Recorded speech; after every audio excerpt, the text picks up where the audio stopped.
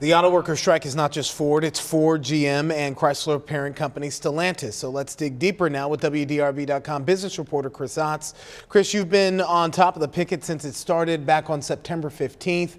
Remember, the union had said that Ford negotiations were progressing. Do you know what changed today? How did we get here with 9,000 more from the Kentucky truck plant added to the picket? Well, progressing, but evidently, Gil, not moving quickly enough.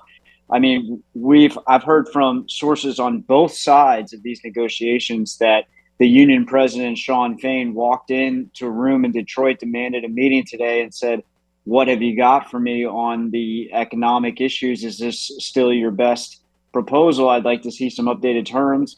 And the Ford executive said, "Well, we don't have any." And then he said, "Okay, well, we're going to shut down Kentucky Truck."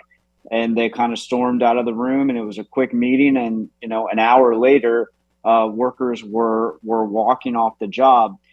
So there are still several issues that they are far apart on. So while progress is progress, the reality was they were always never extremely close to a deal. Well, let's talk about those issues. Where are they far apart? The greatest issue that we've talked about most is pay. Union wanting a near 40% raise, a return to traditional pensions. Where are the gaps now in this negotiation? Yeah, so the pay is still an issue, and I think they could probably settle out on something in the 30s or low 30s, but it seems that the companies are not quite there yet. They're more in the closer to 20%. Another, an issue that is worth talking about is cost of living increases. These are inflation adjusted wages, and it seems like Ford and the other companies are coming around on that issue. But like, for example, getting back retiree health care is very important for the union, and we've yet to see a proposal from the automakers that would do that. They're instead talking about saying, well, we'll just give you more in your retirement plan, your 401k, that you can use to buy health care when you retire, as opposed to being covered by the company, which used to be the case. And then, of course, there's the amount of time it takes from new hire to get to those top UAW negotiated wages of some $32 an hour for, the typical plant worker. Should that be 4 years?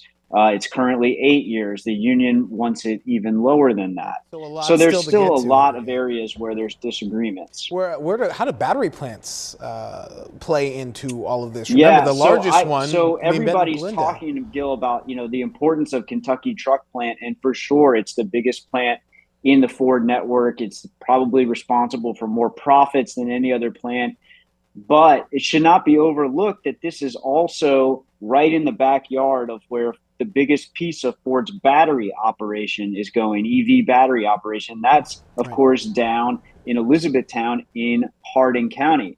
Now, General Motors came out and said that they're going to move their battery EV work under the UAW contract. That was the big news last week.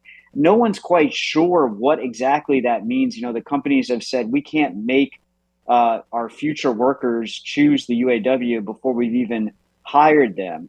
And the details about what exactly GM agreed to have not been forthcoming yet. But that is one big overarching goal of the union, is to ease their way into these battery plants so that, as they've called it, a just transition.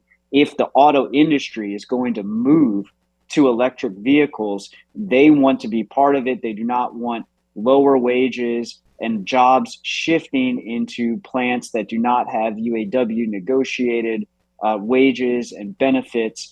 And so, the context here around the battery plants is really important. And where that issue shakes out is really hard to see at this point. All right, Chris, so this seems like a surgical strike. The Kentucky truck plant is Ford's largest assembly plant. The company says it generates $25 billion in revenue, producing the F-Series Super Duty, the Expedition, and Lincoln Navigators. So tell us about the ripple effect of a work stoppage here.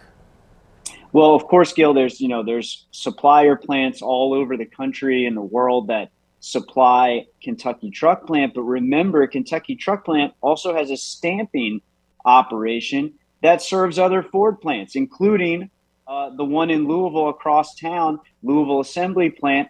their body panels are stamped for the Escape SUV are stamped by Kentucky Truck Plant.